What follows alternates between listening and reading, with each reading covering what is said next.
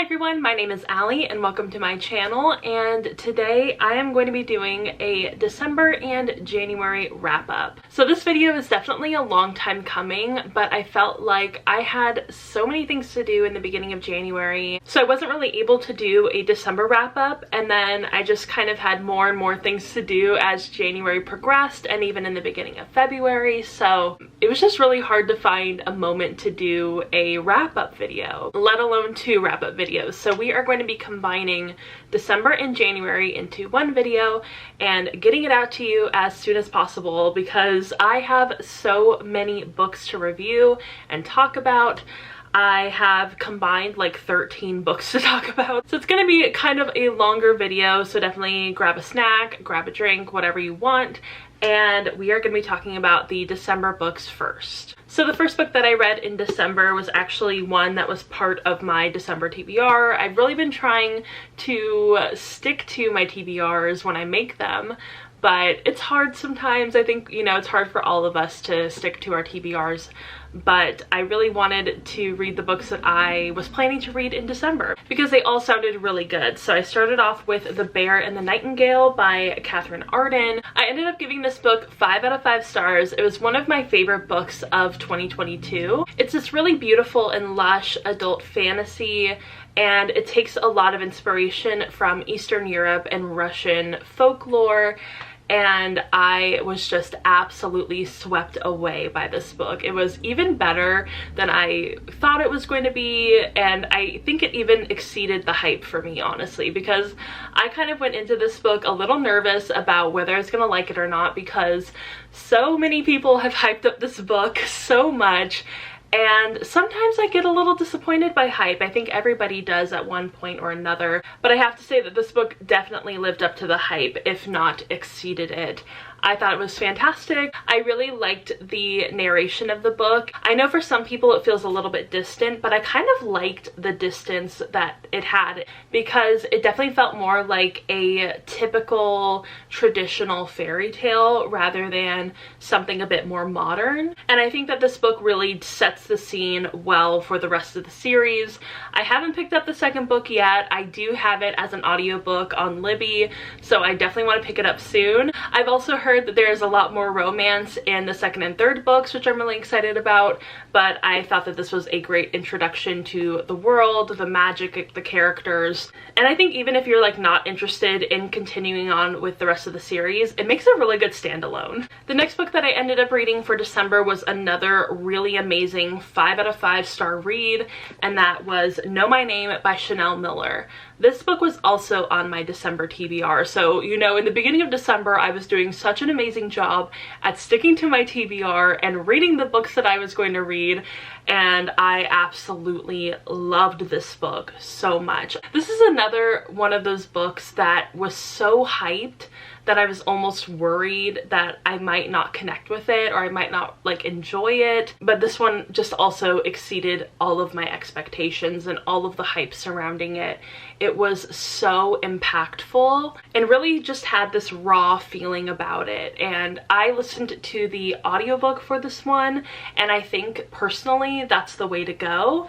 I think that with a lot of memoirs I tend to prefer reading them as audiobooks because typically the author of the book narrates the memoir, and I think that it just helps you connect so much more to their story, to the things that they have gone through, and I think it was really important to hear Chanel's words in her own voice.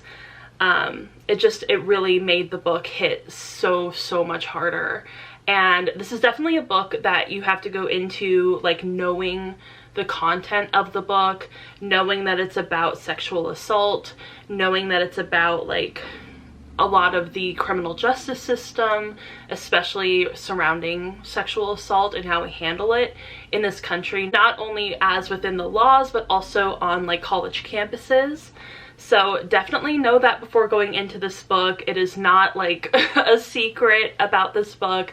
So if that is going to be triggering for you, maybe this isn't the best book to read. But if you want to hear from somebody who has been directly impacted by sexual assault laws in the US and also directly impacted by the mishandling of sexual assault cases within you know, college campuses and all of that. Definitely recommend this book so much. Chanel is an absolutely phenomenal writer. Like, this was just so well written. So yeah, just 5 out of 5 stars all around. I thought it was so good. And then we ended off December with 2 not so good books. One of them I think was a little bit better than the second one, but I mean overall they weren't my favorites. So I ended up reading The Mistletoe Bat by Maren Moore, and I gave this a 3 out of 4 stars.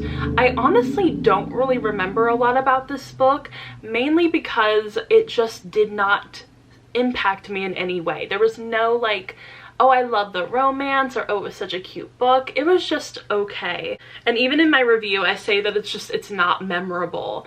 I do believe that there was some plus size representation in this book, so if you're looking for that, it might be a good place to look. It is a Kindle Unlimited book, and I did read it on my Kindle, which I was kind of proud of myself because I don't typically pick up my Kindle, which I need to more often, but I just was not wowed by this book. So basically this is like a holiday romance, and I did read it obviously in December. It was like the perfect time to read it, and basically it's about this girl, and she's coming home from the holidays, as you know, that's very typical within this genre, and she ends up kind of reconnecting with her old childhood crush, and he is now this like great doctor within their little community, and he has also always been in love with her in secret, and it is really cute, it's really steamy, but overall it's just not memorable. Like, I cannot tell you a lot about what this book was about. Like, I think the main character was like anti-Christmas, and it was about like trying to get her to love Christmas again, and that's where the whole like bet comes in. But otherwise I did not care about this book. I probably was being really nice by giving it 3 out of 5 stars. The next book that I read was another really forgettable book, and that was Love Light Farms by B.K. Borison. This is another Kindle Unlimited book, but I didn't read it as a Kindle Unlimited book. I read it as an audiobook, and it was just not for me. It's another like Christmassy holiday romance, which I want those to be for me so bad, but unfortunately like 90% of these books just don't do it for me, which is kind of unfortunate. But yeah, this one was no exception to that rule. It was just forgettable. It had like a really interesting premise, which is the reason why I decided to read it. Basically, this girl, she owns this adorable like Christmas tree farm, but I think she also sells like other like seasonal things like pumpkins and other kind of things like that. But she's mostly a Christmas tree farm, and they are losing money by the second.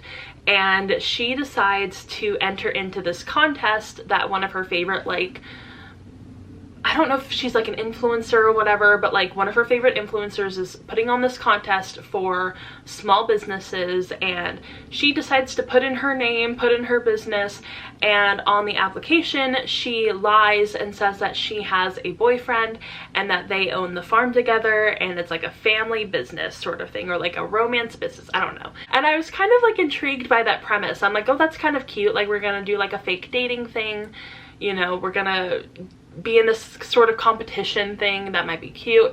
But unfortunately we don't really get into any of like the competition within this book. Like, I would say being really generous, like maybe 10% of the book is about the competition as a whole. Like, out of the entire book, it's about 10%. So we really never talk about the competition. It's brought up a few times, but for the most part we're focused on the fake dating aspect, and even then there's really no tension or intrigue with the fake dating aspect, because they're both pretty much on board. They're both pretty much like, this is great, this is fine. It's like they're barely having to pretend at all, and there's no kind of like questioning of like, am I pretending or am I not pretending? Because like, it's pretty much clear they both love each other, it's totally fine. Which, I mean, you know, sometimes I like my fake dating to be a bit more on the kind of like will they won't they side, and I think that's why I love books like Honestly in Real Life, where it is very much a will they won't they. But this one, it was like a very cut and dry, like do we even need to read this book? Like, we know what's gonna happen. And I felt like there was just like no conflict. It was just kind of like, okay, fine, yeah, they love each other. And I think it would have been more interesting if the characters had been more interesting, but they really weren't, so it just didn't do it for me, unfortunately. Yeah, that was my December. Those were all the books I read in that month, and it was kind of a draw, honestly. Like 2 5-star books, 2 3-star books that probably should have been like 1 or 2 stars. I'm nothing if not generous.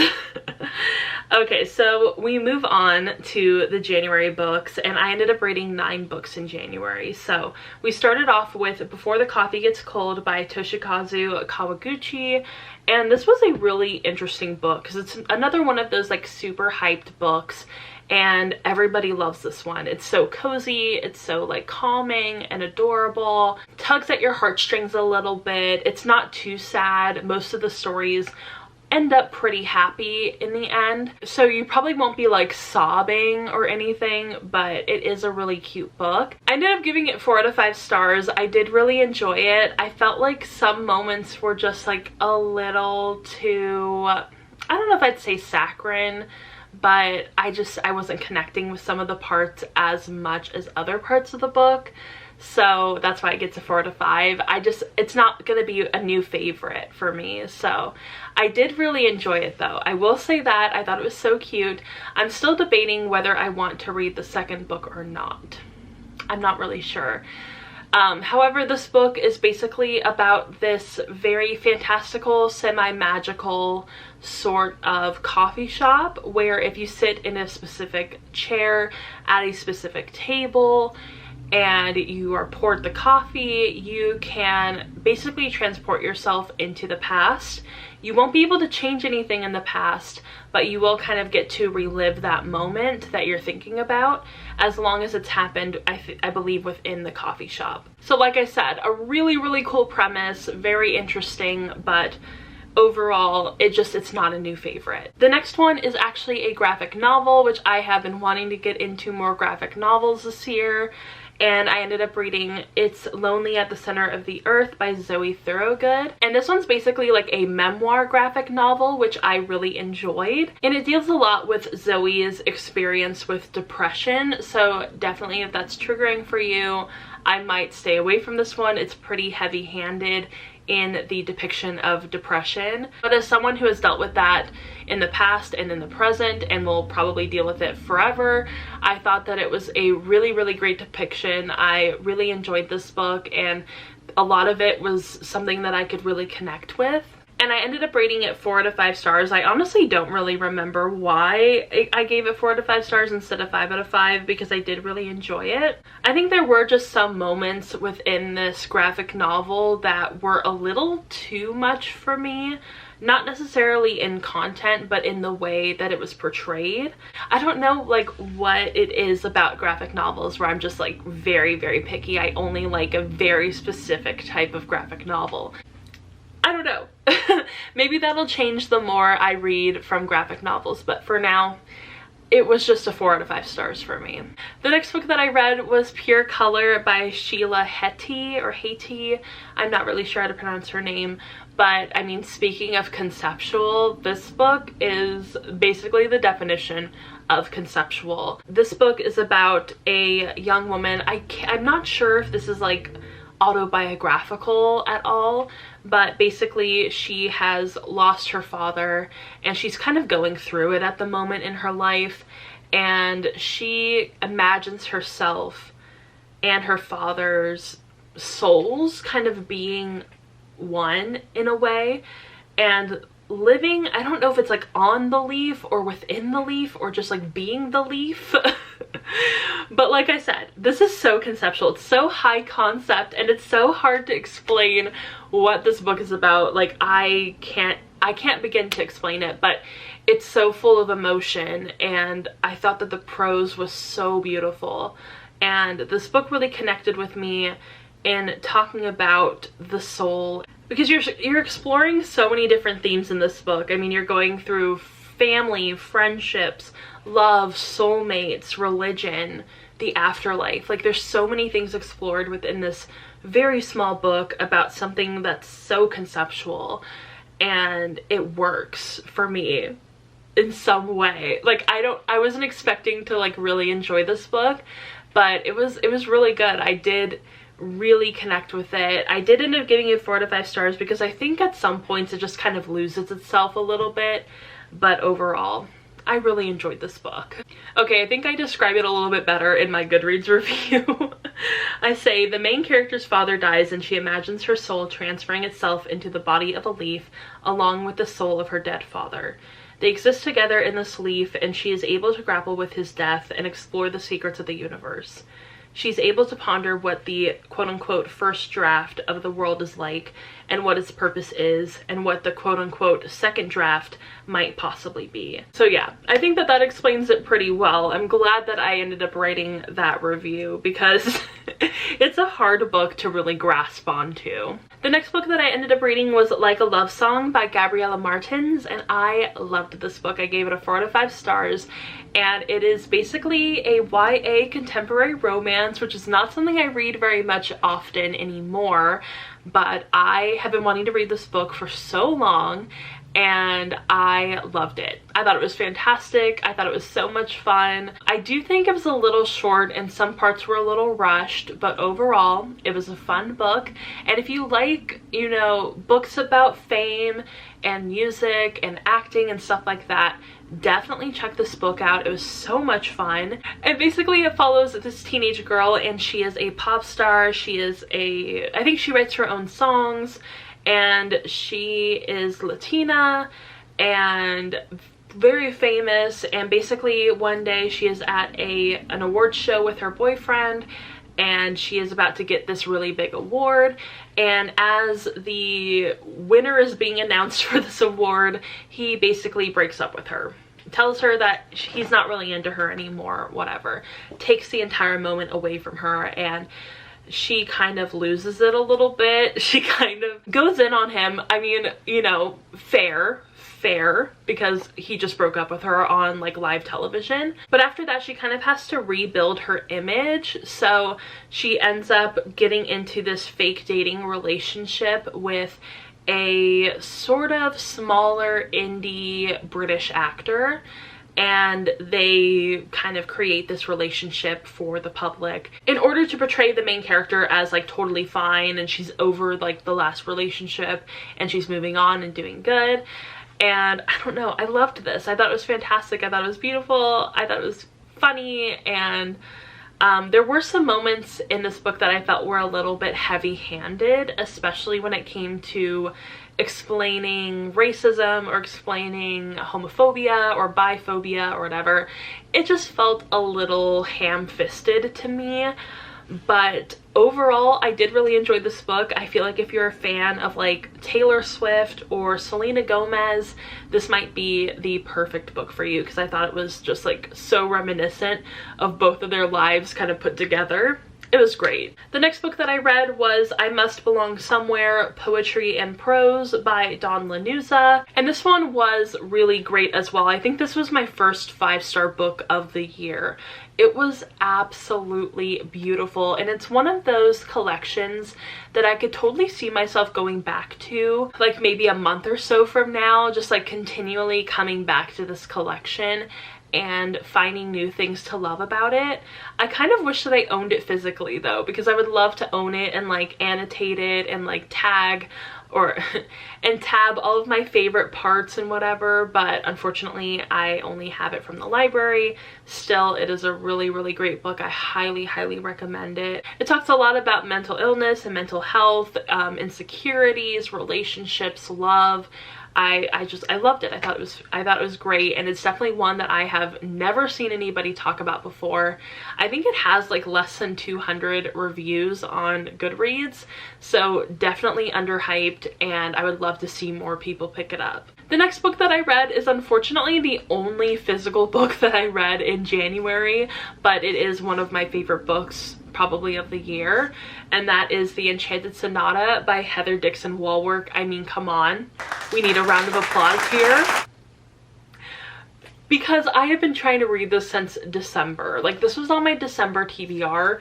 I should have been talking about it with these books, but unfortunately I didn't finish it until January, even though it was absolutely phenomenal. It was beautiful. It was everything I could have asked for in a fantasy book. Like, it was sweeping, it was lush, it was mesmerizing, it was whimsical, it had like that fairy tale aspect.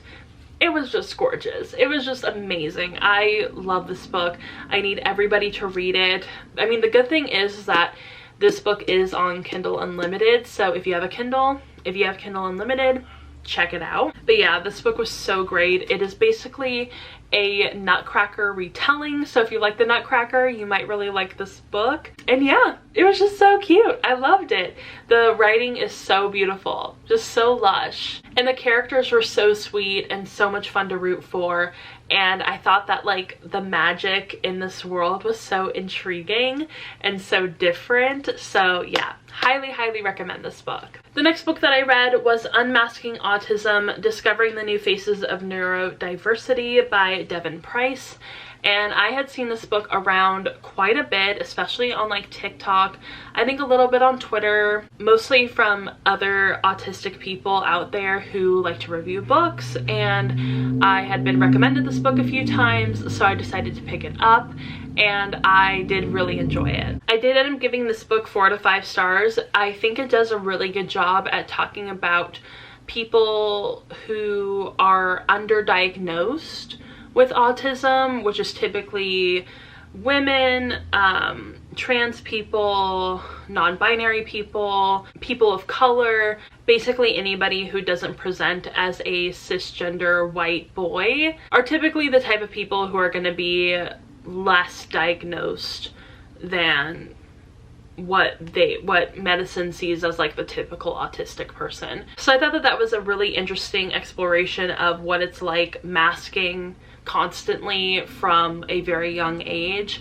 until you get to be a lot older and you kind of realize like, oh, wait a second, I'm autistic, you know? However, I will say that like my one critique is a critique that I have of a lot of nonfiction books that aren't memoirs.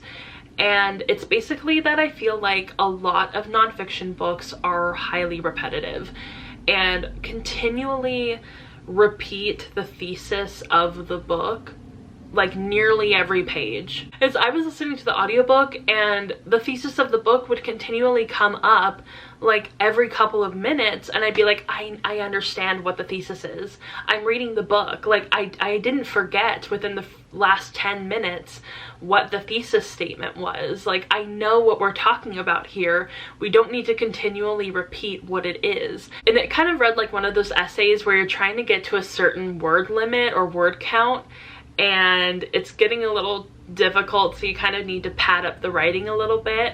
That's what it felt like. So there were some moments where I was just like, okay, we got it. I understand what we're talking about here. Let's move on. But overall, I did really enjoy this book, and I connected with it a lot. And I definitely did cry a couple of times while reading this book. So I think it did what it was meant to do. The second to last book that I read in January is a bit of a hot topic, especially in the past year, I would say.